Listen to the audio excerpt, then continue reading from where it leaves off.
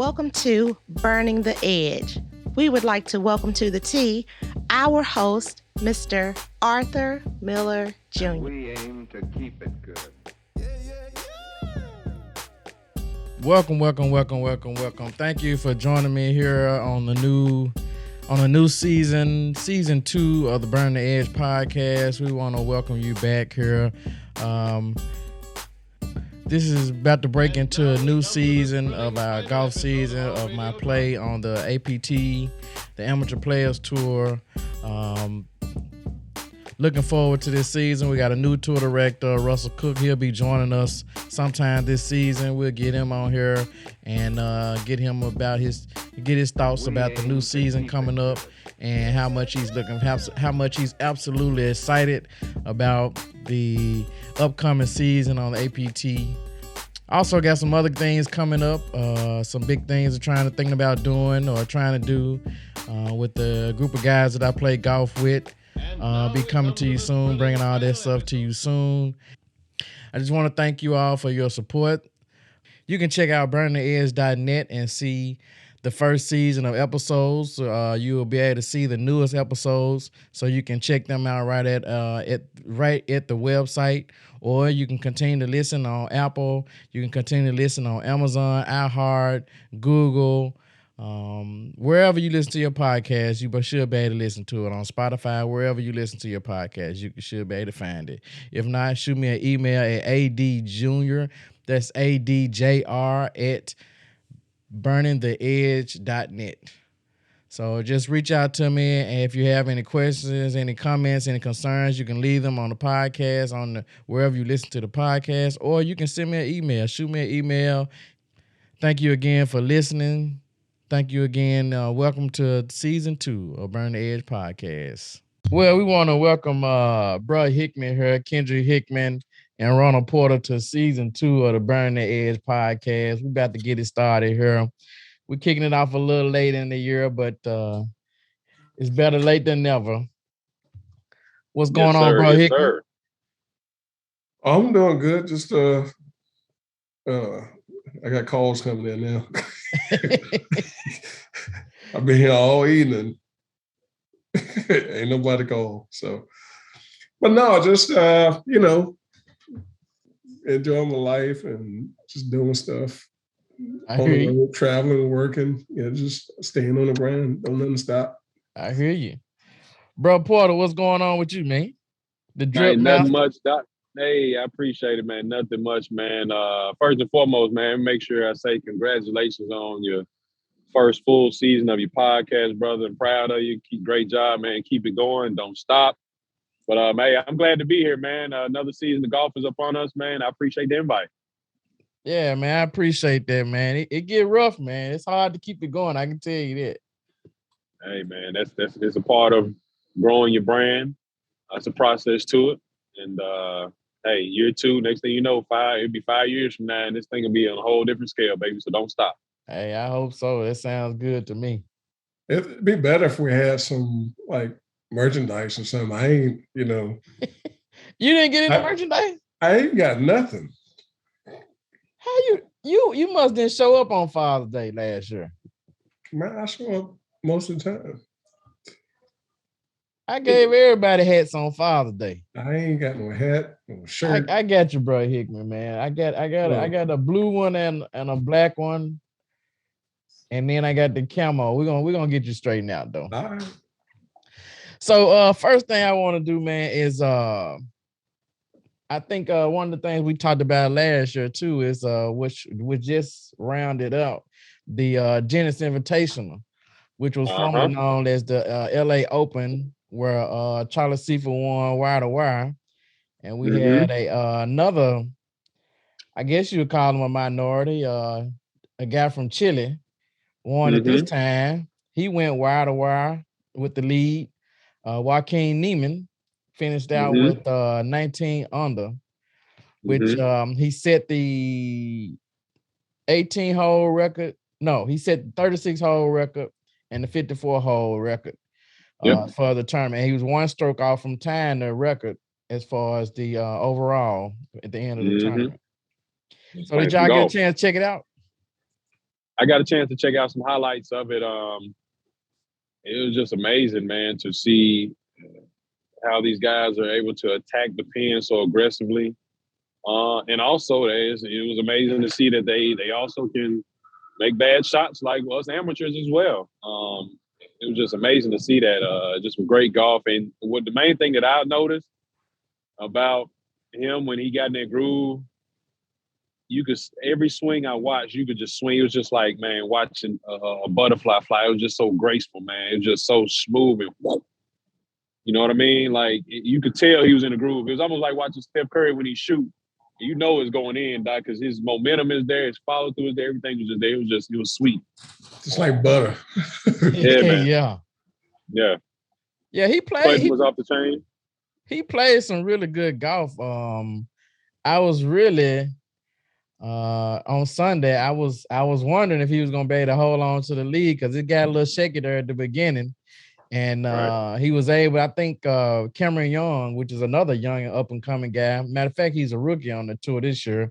He was within a stroke, and then the next hole it got back up to like a 2-3. I think it was like a 3-stroke. It was a 2-stroke swing, so he was back up by 3 after that, and he pretty much took care of it from there. But the Cameron Young guy played great too. But it was good to see Joaquin hold on to it and finish on out with it. Did y'all get a chance to check out Tiger interview on there? I did not. I missed that. I actually need to watch on YouTube. Enlighten me, man. Did you guys check it out? Of course, the first question that everybody want to ask Tiger is when he coming back. And he said he's trying, he said he feel like his swing is there. He's just not able to walk. So he's going to try it out and walk around and see what he can do. But so he said he hadn't been able to walk 18 holes yet, but he said his ankle kind of swells up on him. Yep. So everybody excited to see him come back, though. It was good to hear him talk about his foundation. He's been doing a lot of work with his foundation and keeping it going. I would love to see Tiger come back. Do you know what he does for the ratings, the type of revenue he generates for the tour when he shows up? I mean, if he just shows up and don't even play. Dude, it's just amazing the type of money just one person can generate in the crowd. Yeah, the guy he actually received the Charlie Seaford Memorial Exemption. It was Aaron Beverly is his name. Aaron Beverly. Okay. Yeah, he's actually has won the APGA Tours event at Wilshire Country Club in Los Angeles. He was a mainstay on the Sacramento State University golf team where he was the 2-time Big Sky Player of the Year, graduated in 2017 and returned to Sacramento State as an assistant coach in 2019.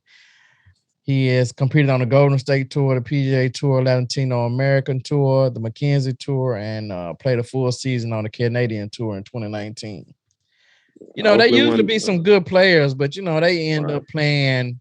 When you get up there with the, all these guys that are a lot more well known than you, I can see how it can be very intimidating to be playing with them.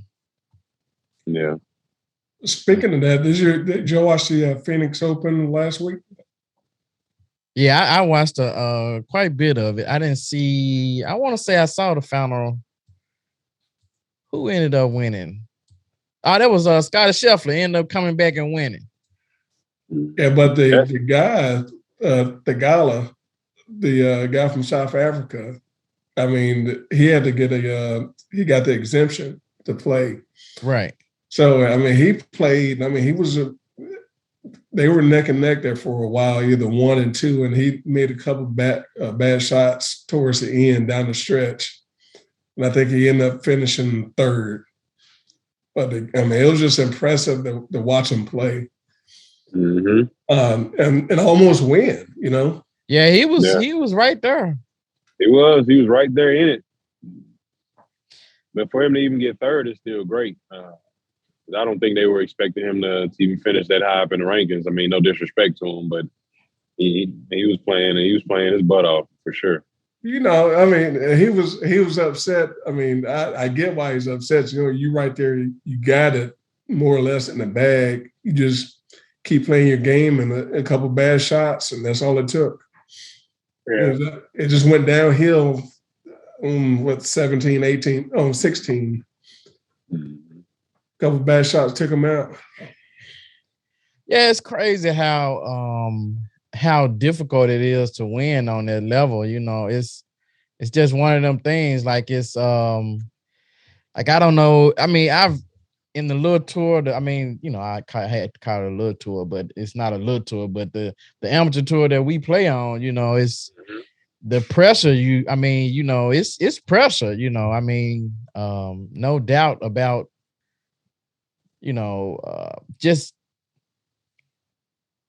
just trying to hold on to your swing, and keeping stay focused or whatever. It gets a little difficult. Because everything started getting real tight and tense. You're like, oh boy. Right. Yeah. Then your palm sweating, you sweating, and then your adrenaline going, and then you nuke one over the green, and you like, or you feel like you hit it great, and then it's sliced, it's like, oh my goodness, and then what ended up happening to me is like compounding your mistakes, instead of saying, okay, let me back up and maybe it's not swing so hard, slow all the way down, and just try to okay, let me get it in the fairway first. All right, let me get it on the green. All right, let me make this putt, or let me nestle the putt up there. And you if you slow down and try to get to that, I think that's kind of how Joaquin was able to do it, to hold on to the lead or whatever. When he got he made the mistake, I think it was on like hole 6 or 7 or something like that. But then he turned around the next hole, he strike one in the fairway, and then he got it on the green. You stay focused on what you have in front of you instead of looking ahead to the next hole or trying to worry about whether you're gonna win or not. Yeah, one shot at a time, man. I think for us as amateur golfers, I think we make a mistake on also you get out there and then you're trying to do something. That's not the time and the place in competitive matchups for you to do that, especially on an iron shot or chipping or whatever. You got to stick to your strengths and you practice on things of like if you don't know how to hit a draw, it ain't time to get out there on Sunday when we play trying to, all right, I'm gonna hit a draw around this tree. Well, if you ain't never did that, you don't even know how you're supposed to line up. Yeah. You think you do, but then you turn around and you shoot it somewhere. And then you get mad at yourself when you could have played the smarter shot, punched out, or gave yourself an opportunity to get close to the green, and then you chip on and still have an opportunity to try to putt and say par, and where it works, get a bogey. But then we turn around and mess up and compound the mistakes, and then we go for double and triple, and just downhill from there. But yeah, it was good to see Thagala play well, and actually that was only probably my second time seeing him play. It was my first time. I became a fan. I was like, dude, this dude is 24? Yeah, I think he's 24. Yeah. Yeah. And he has a great upside, Right. Yeah, you're gonna be seeing him in at least top 10 finishes a bunch of these Sundays. He still stays at home with his parents. Yeah. Yeah, I mean, you could see he was kind of young because he kind of emotional, which, that doesn't mean that just because you're older that you want to get emotional, because, I mean, the time and the effort that you put into, playing and trying to become a good player, and then when you that close to winning and then you don't, I can see how it can be very emotional, Yeah. I mean, the difference in money from right.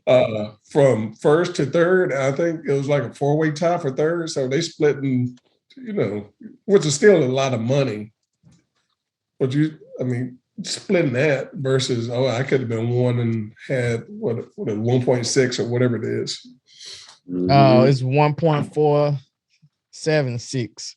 Ooh, rub it in. Right. I mean. And how much was third? And there's 4 of them that had to split third. Yeah, Thagala ended up tying for third. Cantley came in second because him and Scheffler had the playoff.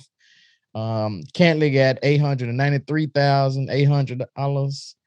Xander, Brooks, and Thagala with the three-way tie for third got $434,000 apiece. So you talking about ain't bad. Won't it do it? You talking about over $1 million though difference between being tied for third and winning. So and then not including the points they get. Brooks, Thagala, and Schauffele got 145 points, and Scheffler got 500 FedEx points. And I think with the win there, you get like an exemption for a couple of years. So that's like it's kind of like knowing that you're gonna have your job for the next 2 years, no questions asked, And so that's a big deal for especially those young guys like Thagala, I bet he picks up some more some sponsors after this. Oh, absolutely. No doubt. The crowd was rooting for him, So, that says something, And did you see the hole-in-ones on 16? Oh, yeah. Who ended up with it was a couple of them. Yeah, it was 2 of them, and it had been so many rounds before. And then they had 2 of them in the same day. Or was it? No, it was one on Saturday and then one on Sunday. Hey, you talking about Phoenix, right? Yeah. Yeah. I mean, and that, I think I told you, I've seen that. That place is nuts. Yeah. It's like, they will boo you. They cheer you.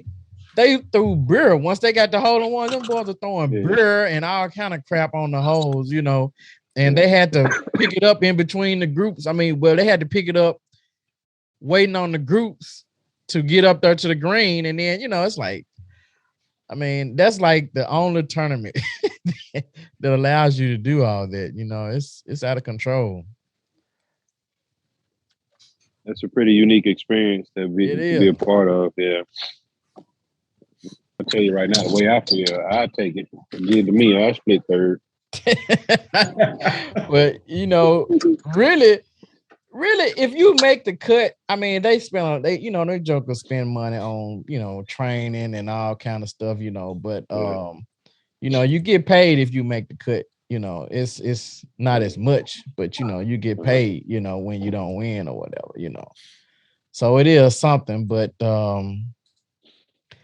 it's not what you want. Oh no.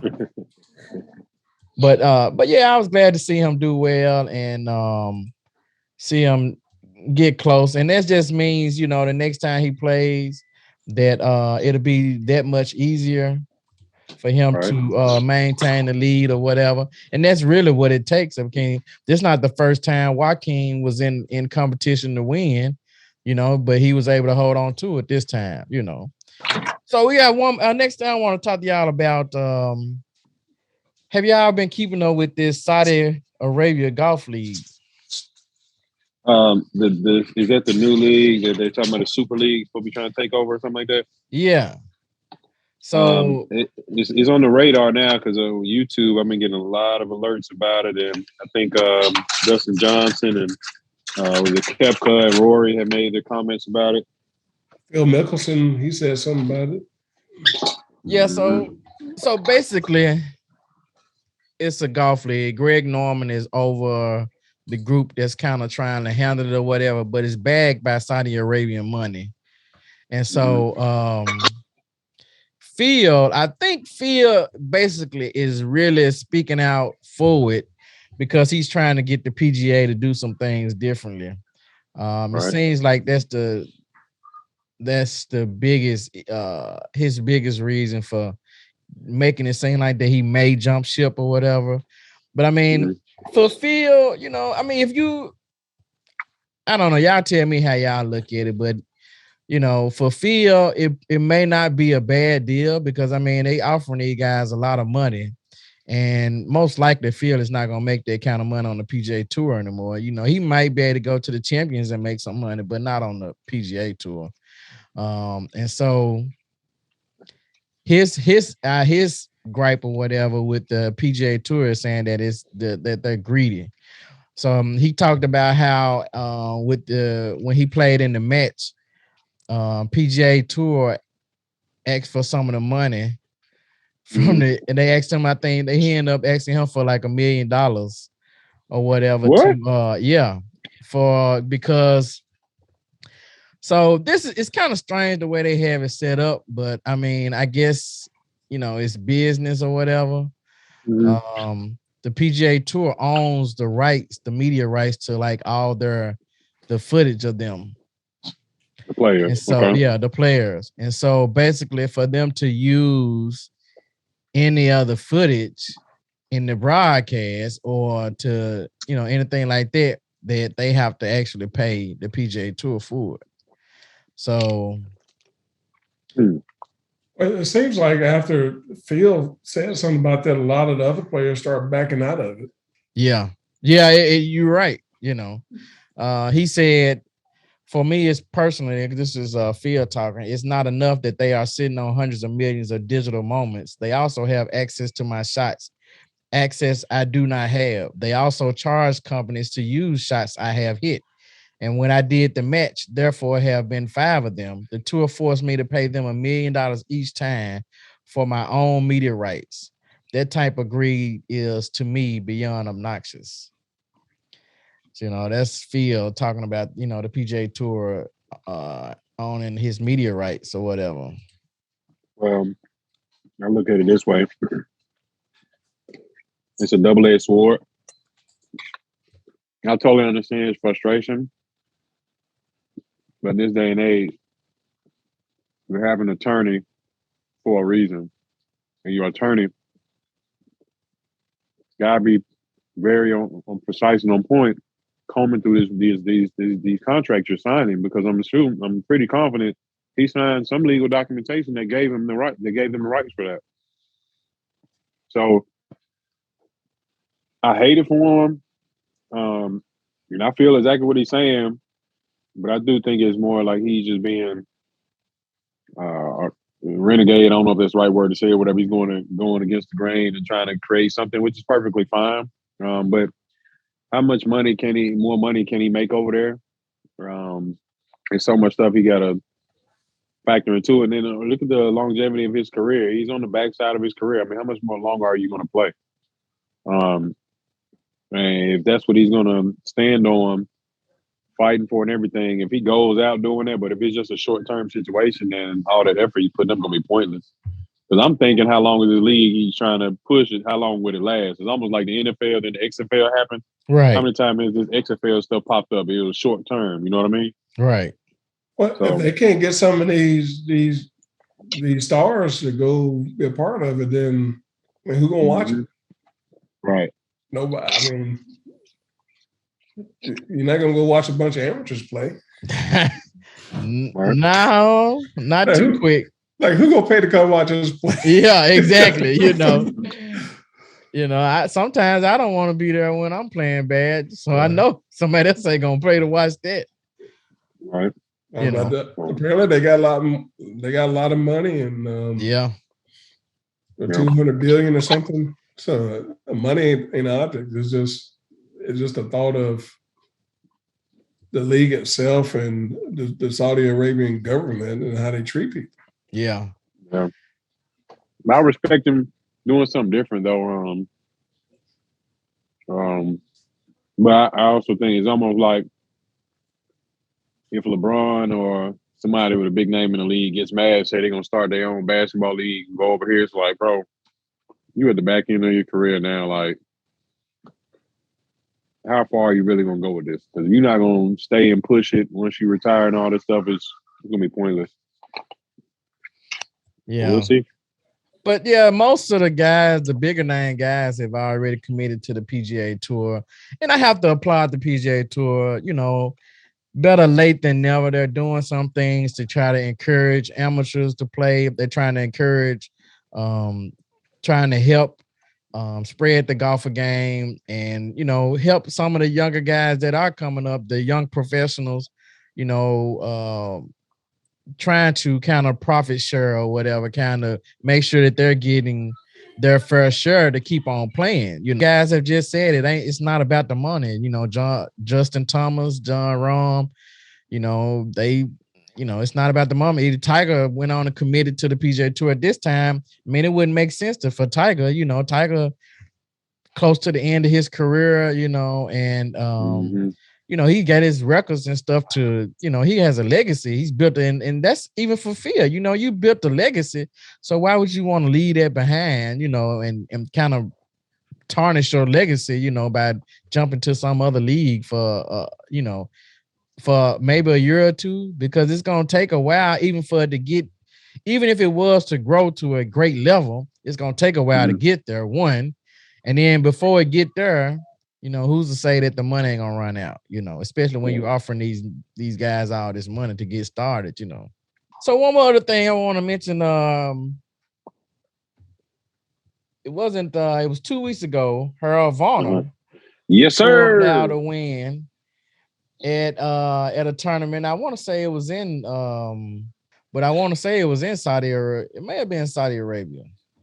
He made a 92-foot putt on 18 for eagle to seal the victory, one stroke over Bubba Watson. Bubba actually had played pretty good, and Varner had kind of fell back a little bit, but I think he ended up finishing I want to say he finished even par. And I was just really happy to see him get the win, because he had been close and he just wasn't able to pull it out. But you make a 90-something foot putt, that's just your day to win, And that putt looked like yours at 17 at Galloway when you made that one time across the entire green for birdie. I don't know if you remember that. You mentioned that the other day. I really don't remember it happening. Yeah. I'll never forget that, man. Yep. Kendrick, I don't think you were playing, and not to take away from what we talking about, but Kendrick, Doc, do you remember number 17 at Galloway, Kendrick? Yeah. All right, so the pin was on the left side of the green, kind of front. Arts drops his second shot on the right side. It's on the green, but it's like almost on the fringe too. He may be a foot on the green. Doc, he got to put up that slope. He got to catch the top, and he got to come down. So he got to put up to the right for it to break back down left. That thing, when I did a little measurement with my phone, it was like 80-something feet, 90 feet almost. Let me finish, baby girl. Doc, he went and walked in, looked, and did his thing. When he putted, he got up, make it to the top of the crest, and start coming down. And when he got around in the 10 feet mark, start getting to the hole, here's when he was like, oh, snap, he might make this joint. Man, Doc, that ball went in. Ari hit that Tiger Woods joint. Yes, man. Come in like Doc. Hey, did he turn his back on y'all? What didn't he do? What didn't he do, man? Doc, he knows what it feels like to be Harold Varner making that putt, Doc. I mean, that was an amazing putt for Birdie, dude. That's the best putt I've seen in our group. Hey, I wasn't making the kind of money he making, that's for sure. Not off of that putt. You made some pride that day. Pride and bragging right. That's what you made that day. It go a long way. Yeah, it does. Yeah. But yeah, you know what I like? Oh, go ahead, my bad. Go ahead. No, I was gonna say what I like about Harold Varner in that putt, man. That was a great moment for him. Him being a Jordan brand athlete as well. I think that was good for the Jordan brand. Me and loving basketball and growing up in the Jordan era, I love that. I think it was just good for him and where he's from. If I'm not mistaken, he's from the Carolinas. Good old country boy. Country man. I'm sorry, he's 31. Good old country man. It's just good for him. And being a man of color and how he handled that situation, man, was just so dope, so professional, so surreal, man. I loved it, man. I follow him on social media too. I'm so excited for him, and I hope he gets opportunity over here in the States as he starts playing. Yeah, absolutely. I think, he's been right there at it, so many times in the final group and just hadn't been able to pull it out, man. It just shows how hard it is to actually win on this tour. Right. I mean, you playing against the guys that, that's what I was trying to talk, about, like these cats, all of them pros. So, most of the time, you have the big names that's usually there. Like I'm a cat like Patrick Cantley. This cat has been he's been playing some really major good golf for a minute. Like if he is not, he's been most consistent guy in the top 10, like tournament after tournament after tournament, and it kind of gets overlooked because you're not winning necessarily, but he's been right there, like it's just unbelievable when you even, that's why I feel like, Tiger record is so significant because I mean, like this cat was winning like 1 out of 4 tournaments on average, so it's like, I think even a little better than 1 out of 4. I want to say it was like close to 30%, of the tournaments he played in, he won. So it's like, domination. It's just, yeah, it's like really, like for real, like, that's why I think that everybody is just astonished and so ready for him to come back because you just, you get those glimpses of what he used to be, and what he could be possibly, you just excited to see it. They all counted him out. Well, I won't say all, but most people counted him out, from coming back from his last injury, and coming back from a few years back and being able to win the Masters and win at East Lake. It's just amazing, man. Yeah. I'll be glad when his son make it though. Woo-hoo. Oh yeah, it's just exciting to see his son coming up playing too. As young as he is now. Well, when your dad is one of the, at one time, the best in the world. I mean, you got some pretty big shoes to fill. Yeah. It's just yeah. I'm gonna tell you who else is good is John Daly's son. Yeah, he's good too. Yeah, I mean, these guys up and coming. I mean, it's going to be something serious. These next group of golfers that they come up. Yeah. It's going to be some fun, exciting rounds to watch, man. And I'm hoping, man, that maybe through what we do with our golf group, maybe we can influence some of these kids here in Memphis, man, and maybe 15, 20 years down the road from now, man, we can talk about how we influence somebody and hey, a kid from Memphis from listening to the podcast, or us, Arthur, I know you've been big on trying to get us to volunteer the first tee or something, man. Maybe we can have like, hey, man, we influence this kid to go play and look at him now, he's being successful. I would love to see that. Absolutely. Thank you, fellas, for jumping on, man. I thank you for that drip, and we're gonna be checking it out this year, see how far we can go with it. We're gonna rein it in a little bit. Hopefully we can come back a little bit more on the conservative side than that right there. Next time I will have some school uniforms set up for you guys, and I'll tell you everything. Uniform shop right there on Winchester. Yeah. Khakis and white shirt, baby. All right, man. I appreciate you fellas coming on, man, and getting this first episode of season 2 kicked off, man. And hopefully we have a good year. And we're gonna see how things go from there. Let's make it happen, man. Appreciate you, man. Let's do it, baby. Burning the edge, Doc. All right, bro, Hickman, y'all, bro, Porter, y'all be good, man. All right, thank you. All right. Thank you again for listening. Thank you again. Welcome to season 2 of Burn the Edge podcast.